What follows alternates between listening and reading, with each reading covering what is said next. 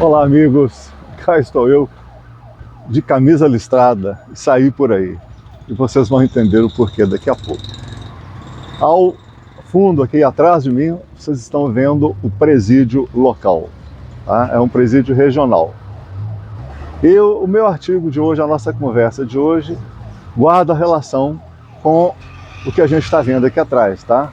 Com este presídio e com os prendedores da República. E até o título do artigo da matéria de hoje, que é Prendedor Geral da República. Mas antes de prosseguirmos, inscreva-se no meu canal, dê o seu joinha, ajude-me a divulgá-lo, compartilhe com os seus grupos, seus amigos aí. Eu agradeço. Vamos ao tema, ao artigo então. Prendedor Geral da República.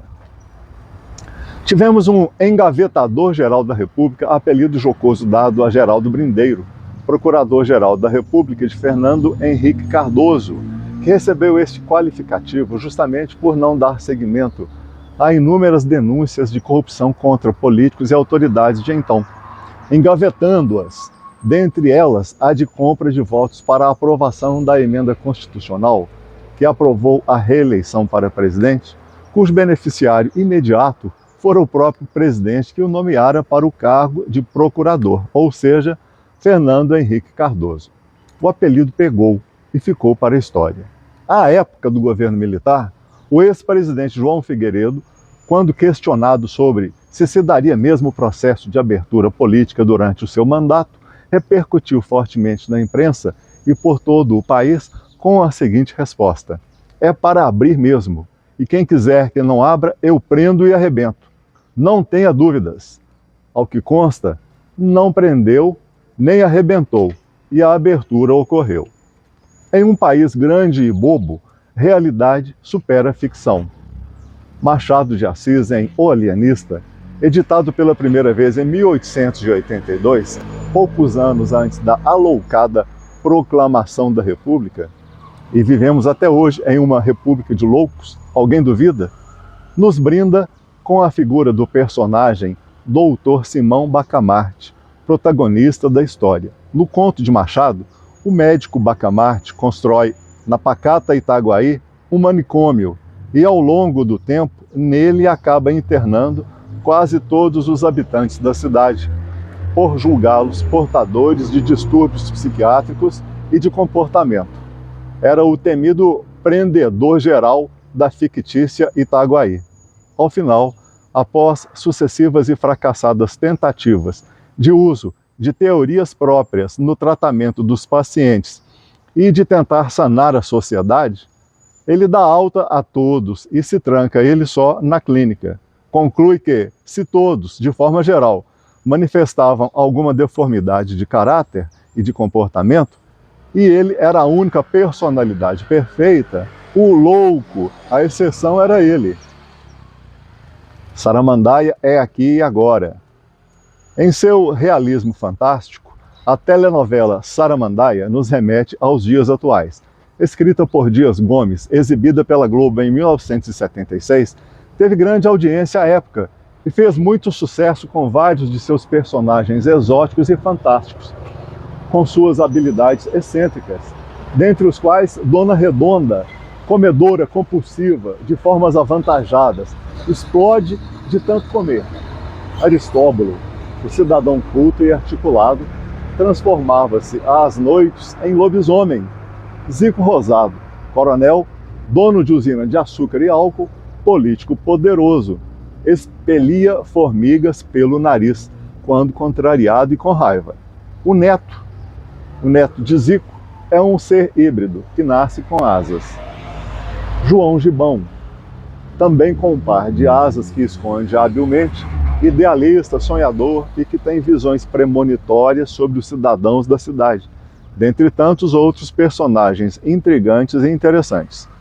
O grande sucesso alcançado na versão original já não se repetiu na sua segunda versão, lançada em 2013, porque, se na versão original o fantástico e extravagante denunciavam a realidade da época e chamavam a atenção, no remake, a realidade dos personagens da vida pública brasileira já havia superado qualquer absurdo imaginável. fazendo com que a ficção perdesse a sua força impactante.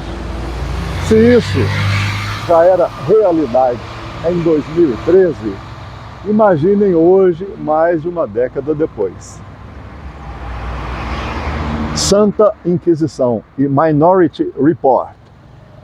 Os inquéritos da chamada Santa Inquisição tinham uma boca larga e abarcavam a tudo e a todos que, supostamente, atentavam contra a Santa Madre Igreja, SMI, não é STF não, é SMI, Santa Madre Igreja. E não tinham prazo para findar, mas findaram. Afinal, não há mal que sempre dure, ou bem que não acabe.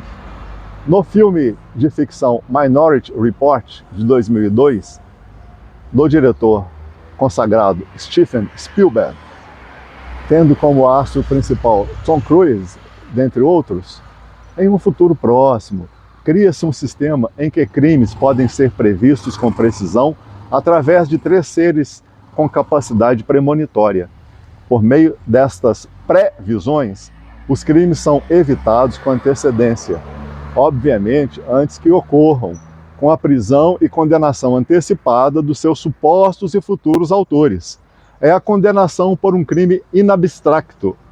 Em uma terra não muito distante, chamada Brasilunca, caminha-se a passos largos para tal, a título de se combater graves ameaças à democracia et al. Em Brasilunca, o legislativo não legisla, o executivo não governa e o judiciário não judica, porque resolveram se imiscuir cada um na função do outro, com as melhores das boas intenções, das quais o inferno está abarrotado, e até mesmo com um certo constrangimento. Só desta vez, não é mesmo, ministra? Só desta vez, parou lá naquela vez? Vossa Senhoria, Vossa Excelência ajudou a abrir a porteira. Pense bem nisso. Sem querer ser pessimista, mas o sendo, trago à baila a frase do grande político e humanista brasileiro Oswaldo Aranha, que repercute até os dias atuais, de que o Brasil é um deserto de homens e ideias. E Oswaldo Aranha está repercutindo até muito bem nos dias de hoje com falas extravagantes de um certo presidente da República. Oswaldo Aranha deve estar se retorcendo, se contorcendo no túmulo. Repetindo Oswaldo Aranha, o Brasil é um deserto de homens e ideias. E por fim, a desilusão e descrédito manifestos por José Murilo de Carvalho, intelectual, historiador, cientista político e acadêmico da Academia Brasileira de Letras, em sua obra, ao tentar vislumbrar algum futuro melhor para um país grande e bobo. Descrédito e desilusão, de José Murilo.